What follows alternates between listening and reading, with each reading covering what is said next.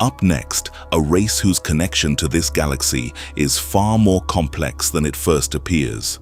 The Dakoorat are one of the highest and most spiritually refined branches of the Pleiadean stream, a guardian race of the Ashaara system associated with Dakoorat, the 10th planet, remembered as the place of the guardians of peace. They are described as the 4th Ashaara race, emerging from a unique evolution of the Noori from Alkhorat, and they are identified as the beings many would call the Pleiadeans of Light.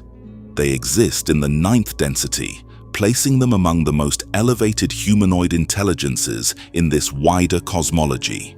Their identity is built around peace, but theirs is not passive peace. It is peace maintained through vigilance, truth, ethical discipline, and the protection of sacred thresholds. At their core, the Dakoorat are a guardian civilization. Their role is to preserve sanctuaries, oversee protected corridors, maintain order across refuge systems, and ensure that vulnerable beings can cross from danger into safety without falling again into the grasp of predatory powers. In the Ashaara material, their civilization functions through the Ashaara Ring, a distributed structure of sanctuaries, watch stations, ethics halls, and veil corridors. This matters because it shows their philosophy very clearly. They do not organize themselves around a throne, a supreme ruler, or an imperial center. Their power is deliberately distributed so that protection never hardens into tyranny. They understand one of the deepest truths of advanced civilizations, that even noble authority can decay into domination if it gathers too tightly.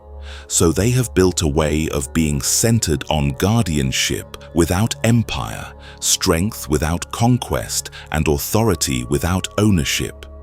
Their origin also reveals a great deal about them. They are said to have evolved from the Noori, yet Dakoorat's crystal nature and interaction with the plasmic field of the greater cluster transformed them far beyond the limitations of ordinary altered genetics. Over immense spans of development, this people transfigured into a much more refined mode of embodiment, becoming increasingly ethereal, translucent, and light-based in constitution, with lifespans that reach extraordinary records. The implication is that the Dakoorat have moved beyond dense biological limitation into a form of existence where body, field, and consciousness operate in far closer harmony. Their development represents not merely technological progress, but evolution into a higher state of integrated being. One of the most striking things about them is their relationship to Source. They do not seem bound to incarnation in the fearful or possessive way many lower-density civilizations are. When their service is complete, they may leave, merge again with Source, regenerate, and return in new existence for a new mission. This tells us that the Dakoorat live with a radically different understanding of life and death. For them, existence appears vocational and sacred. Embodiment is a mission form, a chosen mode of service, not an isolated possession. That gives them a calmness and a long-view consciousness that would be almost incomprehensible to many younger species. Spiritually and morally, the Dakoorat are defined by a rare and demanding discipline. They cannot lie. This is one of the most important features in the supplied ancient text. Their truthfulness is not just a cultural preference or ethical slogan, it is woven into their field. Truth and strength are fused in them so deeply that a fracture in the first weakens the second. That means their power does not arise through manipulation, disinformation, or strategic concealment in the ordinary predatory sense. Instead, they have had to become masters of something much harder. They must learn how to protect what is sacred without betraying truth. They must know how to preserve sanctuary, maintain boundaries, and deny predatory access without falling into falsehood. This makes them one of the most philosophically formidable species in the Pleiadean order. Because of that, they are experts in ethical discernment and threshold law. The chapter material shows that their enemies do not always come with fleets and weapons. Sometimes they come with questions. Sometimes they come disguised as reasonable inquirers, attempting to exploit the Dakoorat's vow of truth by framing questions in ways that would force strategic disclosure. This reveals an advanced kind of conflict, one fought at the level of language, principle, access, framing, and covenant.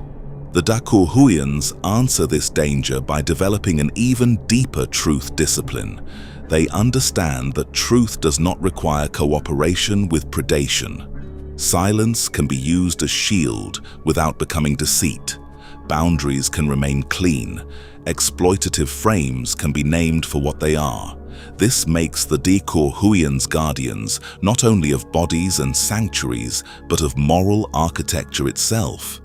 Their society appears to operate through a union of compassion and precision. They care for refugees, displaced peoples, and beings emerging from violence, but their compassion is not soft-minded. It is structured, administrated, and protected.